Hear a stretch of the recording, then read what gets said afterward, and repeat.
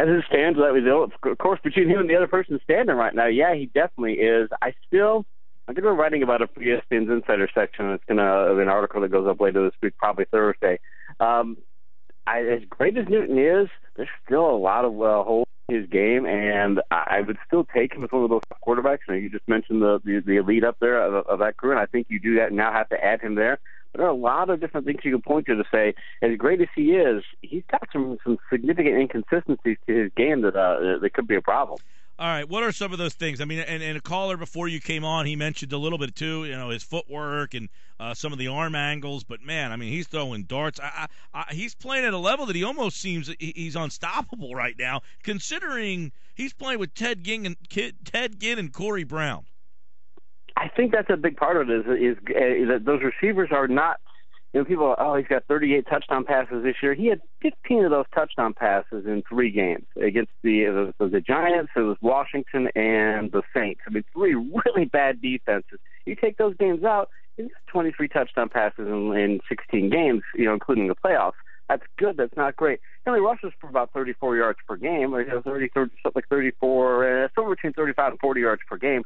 So it's good, but it's not like you can't stop him. And the biggest thing that stood out to me in looking at his numbers last night was ESPN has a metric called total QBR.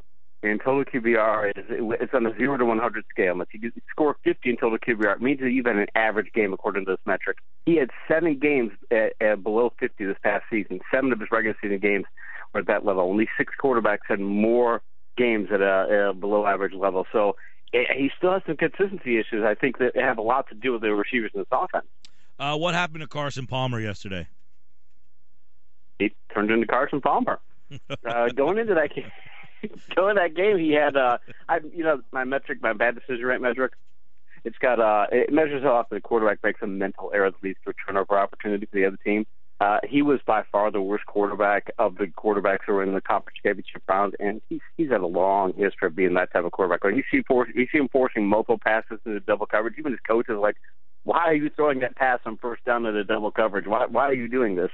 That's Carson Palmer. That's who he is. That's why he has never gotten the most out of his talent.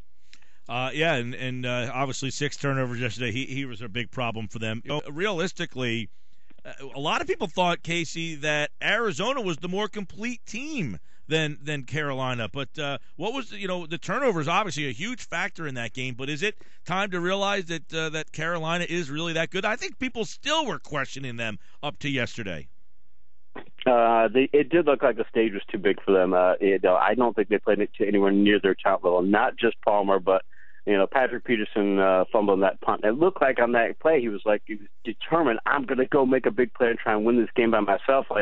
If he would just play percentage football, maybe they a field goal out of it. And if Palmer plays percentage football on a couple of those passes, maybe they don't get the touchdown passes. Maybe they don't get touchdowns on those drives. Or maybe they turn at field goals and they're not turning the ball over. There are ways that they could have kept this game a lot closer than they did, but it really did look like that the stage was a bit too big for them. They were a bit intimidated by the entire, not just being on the road, but just the entire stage. And I'm surprised by that too, because I think Arians, does such a great job. I'm surprised that the teams looked. I agree, they looked like they were a little overhyped in the game, and that I really agree too. I thought the Patrick Peterson punt play really was the dagger for that team, because if that play, that really could have changed some things. They seemed like they might have been able to get back in that game, but that fumble there turned some things over. All right, KC Joyner with us, ESPN.com, NFL Insider, looking at the games.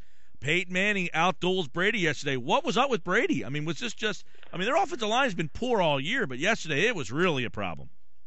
What I didn't get was that they were spreading the field out. They were going to both wide receiver sets, and Denver was saying, okay, we're going to go man coverage. We've got the people to cover your receivers. Your receivers are not that good. We're going to double Gronk, and everybody else we could just put one person on and maybe double cover one of them depending on the situation. But no, we know we can match up with you player for player. And usually if you can't get receivers open in that situation, an offense will go, okay, we're going to stack receivers a lot, where you put one receiver right in front of another, and then they burst, sort of like the Seahawks play in the Super Bowl, the one that knock a button to pick on. You can run that type of set, or you can run a bunch set where you've got 3 wide receivers and a bunch together, and you can burst them out, and then that tends to open up lanes for players if you're not getting players open. And yesterday, for some reason, the Patriots never switched to those sets, not very often at least. And I kept asking during the game, okay, I don't understand. Why aren't they doing this? They're not getting receivers open, and they just continue to go with what they came in with. It was a game where, oddly, the Patriots didn't make the kind of adjustments that they usually make. Casey, and by the way, I was talking earlier about the ratings. The Broncos-Patriots game, a 31-8 overnight rating, highest-rated AFC Championship game in 29 years, and a lot of people wanted to see Manning, and they thought he was going to fall on his face. I don't think he played great, but he made some throws, and he played well enough for them to win. He didn't make any bad decisions. I mentioned that metric before. He had a terrible season. I think it was his worst season in all the 12 years I've been doing this metric. It was the worst bad decision rate that he's ever had this year, and he didn't make a bad decision against the Steelers. He didn't make a bad decision yesterday. The funny thing is, if you came into the game and you said Peyton Manning's going to average 5.5 yards per attempt, the Broncos aren't going to gain 100 yards on the ground. Thomas and Sanders are going to gain 74 yards between them, and Gronk's going to get 144 yards and a touchdown. You think, there's no way the Patriots lose this game, but that's exactly what happened. Yeah, and, right now, their defense was playing at a ridiculous level yesterday. And I was talking about this before you came on, Casey. This is why you don't go after the hot coordinator, because people would be banging down Wade Phillips' door. What did he do yesterday that really stood out? First off, he always goes after a pass rush. He never, a lot of times you get defensive coordinators where they all want to get pass rushes, but they'll be when they get into a certain situation, like, okay, now we're just going to rush three and we're just going to sit back. Well, the Broncos could rush three and get a pass rush yesterday, but Phillips is always going to get a pass rush. So anytime the Patriots were getting any kind of if they were getting blocking, he was like, I'm not going to let up. If I had to bring 5 or 6 to get pressure, I'm going to do it. Didn't have to do that much yesterday, but that's the thing against Newton. He's going to do that in that Super Bowl. Wade Phillips will get a pass rush against the team no matter what he has to do. What'd you think of Belichick's day yesterday? Thought he got outcoached.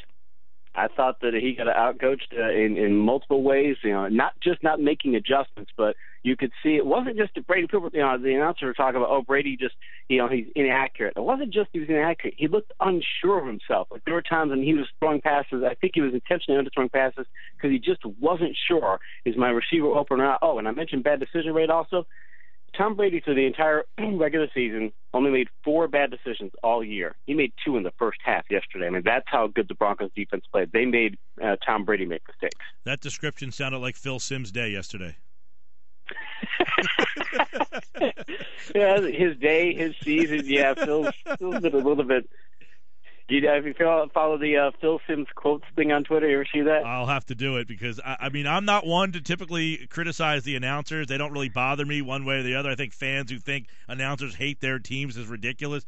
I just felt yesterday that he was so unsure of himself. He had a really rough day yesterday, and Carey has had a horrible season. He was bad yesterday too, but that was a bad day for them. Yeah, Carey has had some tough times. He's a much better official than he is this, but you got to check out that Phil Simms quote, man. It's a Twitter feed where they just post Phil Simms quotes, and you wouldn't think that they'd be funny, but they're hilarious. Carey's like the referee in the Royal Rumble match last night. That's his future right there. That is his future.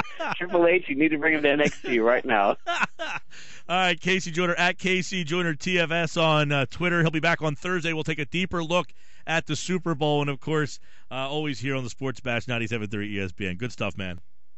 Appreciate it, man.